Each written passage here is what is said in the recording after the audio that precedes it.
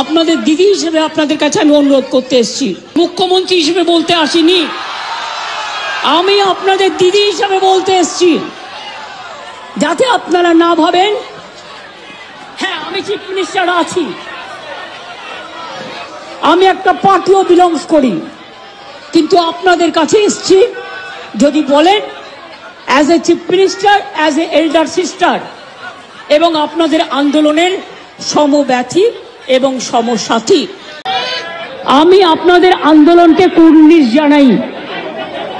আমি নিজে student movement থেকে উঠে আসা লোক। আমি স্টুডেন্ট মুভমেন্ট, আমি নিজেও অনেক সাফার করেছি জীবনে। আমি জানি আমার পোস্টটা বড় কথা নয়, মানুষের পোস্টটাই বড় কথা। আমি আপনাদের কাছে বলতে এসেছি, কাল সারা রাত ঝড় জল হয়েছে, আপনারা যখন কষ্ট পেয়েছেন আমিও সারা রাত ঘুমোতে পারিনি, আমারও কষ্ট হয়েছে, আমারও কষ্ট হয়েছে। এই ঝড় জলের মধ্যে আপনারা যেভাবে বসে আছেন আমার মানসিকভাবে কষ্ট হচ্ছে। আপনারা আজকে 33 দিন 34 দিন, আমিও কিন্তু রাতের পর রাত ঘুমাইনি, কারণ আপনারা যখন রাস্তায় থাকেন আপনাদের জন্য আমাকেও কিন্তু পাহারাদার হিসেবে জেগে থাকতে হয়।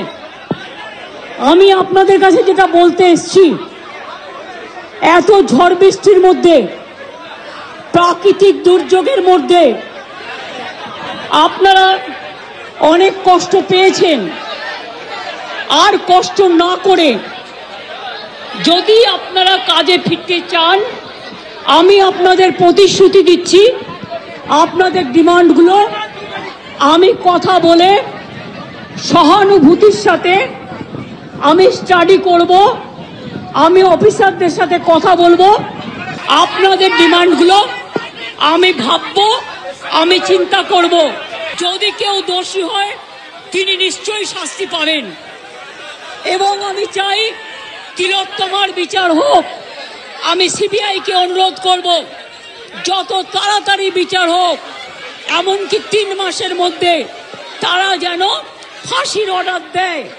আমি এটা সিবিআইকে অনুরোধ করব আপনাদের প্ল্যাটফর্মে বসে।